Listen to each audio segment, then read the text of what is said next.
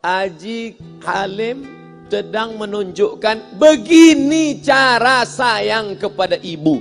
Wahai kalian yang tak menghormati ibu, yang menyepelekan ibu, yang merendahkan ibu. Malam ini lihat, beliau tidak ada ceramah, tidak ada tausiah, tapi langsung dibuat begini cara menghormati ibu. Ini sekarang banyak orang tak menghormati ibu. Berapa banyak ibu yang awalnya bantu-bantu, lama-lama jadi pembantu. Dulu dia tidak tarawih, kenapa? Karena kita menangis merengek di rumah. Sekarang di hari tuanya dia tidak tarawih juga. Kenapa? Dia menjaga cucunya. Berapa banyak itu terjadi. Jangan sampai. Dia tidak pernah menolak cucunya, dia sayang. Tapi kita yang berpikir, berapa kali dia tidak jadi sholat duha karena kita kencing di kaitnya. Berapa kali dia tidak tarawih karena kita menangis merengek sampai subuh datang. Berapa kali dia tidak iktikaf karena kita. Andai dia masih hidup hari ini, datang, belikan pakaian yang paling dia suka, belikan perhiasan kalau ada. Andai tidak cium tangannya, tapi yang sudah meninggal dunia, jangan lupa kau doakan, Rabbil firli wali walidayya warhamhuma kama rabbayani shaghira. Berdoa pun kau tak mau, apalagi yang akan kau bawa menghadap Allah SWT. Meregang nyawa dia melahirkan engkau. 9 bulan 10 hari kau menumpang di perutnya. 2 tahun kau menyusu, melahirkan, menetes darahnya dalam badanmu. Andai kau gendong dia dari Palembang, jangan sebut Palembang lah Pak Ustaz, dari Pekanbaru Riau, kau gendong dia sampai ke Makkah, kembali lagi, belum tentu dapat menebus satu teriakannya saat melahirkanmu. Lalu apa yang bisa kau lakukan? Datang seorang ibu pergi ke tempat servis HP. Nak, tolong anak lihatkan HP saya rusak kayaknya. Dia periksa, ini nggak rusak bu. Terus, memang anak ibu nggak nelpon. Kenapa kau tidak telepon? Datang dia ke rumah anaknya. Nah, ibu nggak ada uang mau buka puasa, bisa minjam 100.000. Apa kata si anak? Sebentar ya ma, aku tanya istriku dulu. Ini Ustaz dapat dari mana? Ada yang kirim WA grup. Jadikan ibumu seperti raja, maka rezekimu akan diberikan Allah seperti rezeki raja-raja. Bukan hadis, dapat dari grup WA. Ini ibu minta terus sholat tarawih, tapi sang anak sudah tidak bisa. Aku mau hentikan saja sholat tarawih ini, karena mau buat tenda ini tidak bisa. Tiangnya bambu, sudah bocor. Kita stop saja sholat tarawih bersama ini. Apa kata si ibu? Buatlah sholat tarawih terus, nanti Allah akan berikan engkau gedung yang besar. Dengan gedung besar itu kau akan tetap sholat tarawih. Mana gedung besar itu? Inilah dia gedung besar. Langsung dikabulkan Allah Subhanahu wa taala. Karena setelah Allah langsung orang tua. Wa qadha rabbuka alla ta'budu illa iyyah. Allah sudah wajibkan engkau menyembah Allah. Setelah Allah, wa bil walidaini ihsana. Kedua orang tua. Jangan kau lawan ibumu. Kayak anak-anakku, jangan kau lawan ibumu.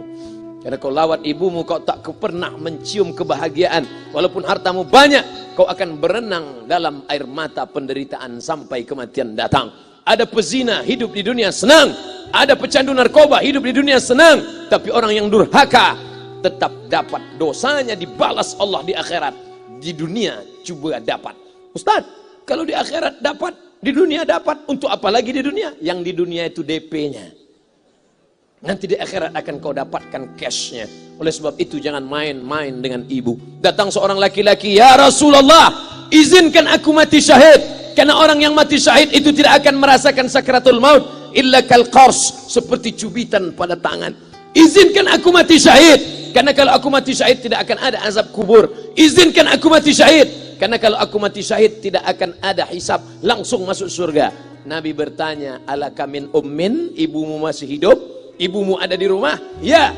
Ilzam rijlaiha fathammal jannah, urus tapak kakinya, akan kau dapati surga di sana. Tak perlu kau mati syahid, tapak kakinya kau urus, kau dapati surga di sana. Kalau tapak kakinya kau urus dapat surga, apalagi kau urus kepalanya, apalagi kau urus badannya.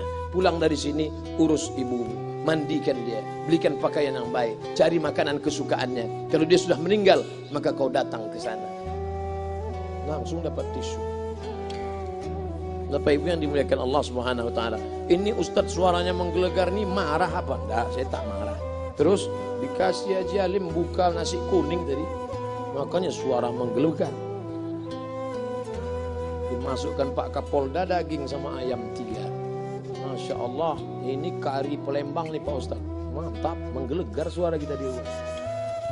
Bapak Ibu yang dimuliakan Allah Subhanahu wa taala, datang seorang laki-laki, kata Nabi sallallahu alaihi wasallam, nanti akan ada laki-laki yang datang kemari minta doanya, doanya kabul. Sahabat heran, kami yang hidup sama Nabi, kami yang perang sama Nabi, kami yang jihad sama Nabi, kenapa mesti minta doa dia? Dia tidak pernah ketemu Nabi.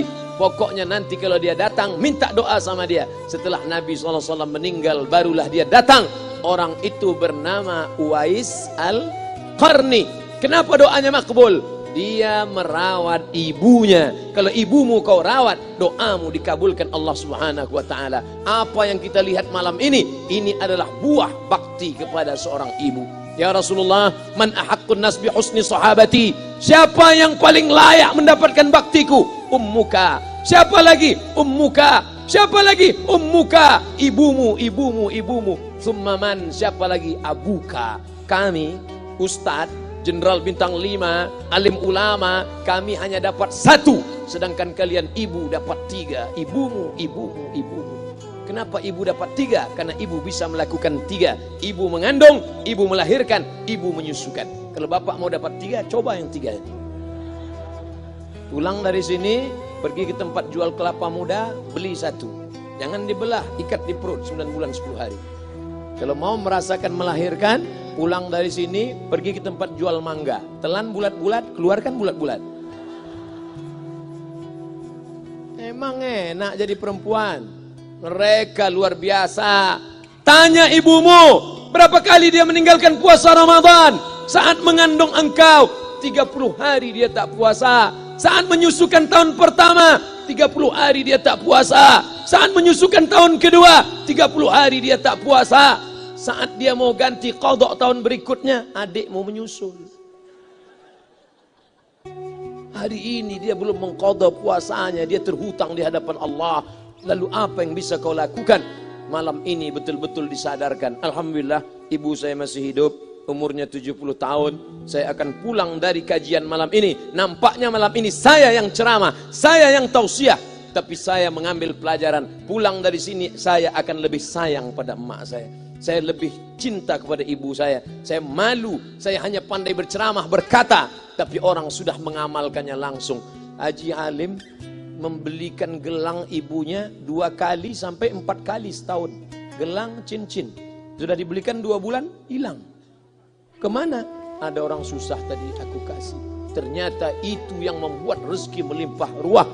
Maka rezeki buah yang sudah matang harus kita joloknya dengan apa? Dengan berbakti kepada ibu. Bapak Ibu yang dimuliakan Allah, saudara-saudaraku yang dimuliakan Allah Subhanahu wa taala. Ibu ini luar biasa. Sampai-sampai ibu, Ustaz jangan nunjuk pakai tangan kiri lah. Oke, pakai kanan. Ibu, andai ngomong ibu salah, tetap dikabulkan Allah Subhanahu wa taala. Ada seorang ibu memanggil anaknya, "Ya Juraij, wahai Juraij." Anaknya sedang beribadah. Ibadah pada Allah atau nyambut ucapan ibu? Allah lebih mulia, dia diam. Ya Juraij, dia tetap diam. Ya Juraij, dia tetap diam. Dia tidak jawab seruan ibunya. Sampai akhirnya ibunya berkata, apa kata ibunya? Allahumma la tumitshu hatta turihi wujuhal mumisat. Jangan matikan Juraij sebelum matanya melihat wanita, maaf, tunasusila. Jangan matikan Juraij sebelum matanya melihat wanita tunasusila, WTS PSK, orang nakal, orang jahat. Tidak mungkin ahli ibadah matanya melihat orang jahat. Tapi takdir berkata lain. Tak lama setelah ucapan sang ibu, ada seorang WTS PSK hamil. Tidak diketahui suaminya, ditangkap, ditanya, siapa yang menghamilimu? Apa kata si perempuan? Yang menghamiliku adalah Juraij. Sampai Juraij ketika difitnah, perempuan wanita susila itu ditanya, siapa yang menghamilimu? Ternyata dia berkata, Juraij. Akhirnya mereka menangkap Juraij. Juraij, ternyata engkau selama ini pura-pura saja menjadi pelaku ibadah. Engkau ternyata sudah menghamili perempuan ini. Mereka menghancurkan tempat ibadah Juraij. Tapi kemudian Juraij sabar. Dia katakan, nanti tunggu anak itu lahir, kalian baru tahu. Setelah tak lama anak itu pun lahir. Dan mereka bertanya, Mereka bertanya kepada anak kecil yang belum bisa bicara, "Ya ghulam, wahai anak kecil, man abuka? Who is your father?" Siapa bapakmu? Hai anak kecil, siapa bapakmu? Juraij menusuk pusar anak itu dengan telunjuknya. Dia mau tunjukkan kepada orang ramai bahwa dia tidak salah, dia tidak pezina, dia tidak melakukan perbuatan dosa. Ya ghulam, hai anak kecil, man abuka? Siapa bapakmu? Apa kata anak kecil itu? Ko-boy. Ko sapi, boy penjaga sapi, pengembala sapi. Bapakku pengembala sapi. Barulah orang Yahudi tahu ternyata ra'il ghanam yang menghamili PSK perempuan jahat tadi adalah penggembala sapi. Lalu kenapa fitnah itu terjadi? Allah mengabulkan doa si ibu sebelum Juraij mati. Matanya pernah melihat wanita tuna susila. Oleh sebab itu ibu jangan sampai kalau marah sama anak memanggil anak dengan kata-kata yang tak baik. Setan, hantu. Kalaupun marah panggil dia, calon wali kota. Sini sebentar.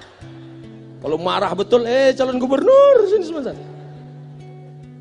Doa ibu dikabulkan Allah Subhanahu wa taala. Saya setahun setiap bulan Februari ceramah di Kuala Lumpur seminggu. Kuala Lumpur, Selangor, Sarawak, Kuching, kemudian Malaka, Ipoh, Negeri Sembilan.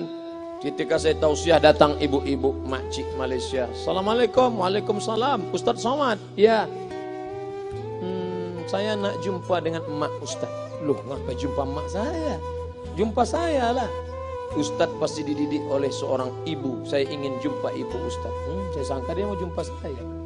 Ternyata ibu di tengah para habaib, diambil diri seorang profesor, dibalik diri seorang gubernur, wali kota, Kapolda. Di dalam diri mereka ini adalah orang-orang luar biasa, tapi dilahirkan oleh perempuan-perempuan yang super luar biasa. Betul? Mereka ini semua dibesarkan perempuan. Makanya ada ungkapan al-jannatu tahta aqdamil ummahat, surga di bawah telapak kaki ibu. Tapi ada yang mengatakan itu dulu Pak Ustaz, sekarang sudah berubah, surga di bawah tapak kaki babysitter. Karena banyak yang menitipkan anaknya kepada penitipan anak. Jangan bu, walaupun kau wanita karir, tidak seberapa itu. Tidak dapat kau tebus kehilangan masa-masa manja mereka dengan pendidikan. Ini banyak ibu-ibu sekarang sudah tidak lagi mengurus anaknya. Padahal 6 tahun pertama, the golden age, usia emas, ibu harus ikat hubungan emosional dengan anak. 2 tahun pertama, susukan. 2 tahun kedua, lompat-lompat, lari-lari, lucu-lucu. 2 tahun ketiga, mulai menghafal surat-surat pendek. Umur 7 tahun, baru dia sholat. Begitu. Sekarang banyak. 2 tahun pertama, dia titipkan ke Al-Baqarah, sapi betina. 2 tahun kedua, dia titipkan ke PAUD dan BUUD. 2 tahun ketiga, dia titipkan ke TK. Akhirnya anak putus kontak. Setelah anak remaja, baru ibunya nanya, Ustadz, kenapa anak saya lebih mau curhat sama pacarnya daripada sama saya? Karena anak sudah lost contact, putus hubungan dengan ibu. Itulah yang dulu dikejar dengan wanita karir. Pergi pagi pulang petang, peras keringat, banting tulang, tunggang langgang, lintang pukang. Tak dapat kau tebus dengan apapun. Oleh sebab itu, kalau kau sayang kepada mereka, besarkan mereka. Nanti setelah dia SMP, kau tetap bisa berkarir, tetap bisa apapun. Tapi usia emas ini tetap jaga mereka. Di balik anak-anak yang luar biasa, ada ibu yang luar biasa. Di mana letak ibu luar biasa itu? Inilah dia, ibu-ibu.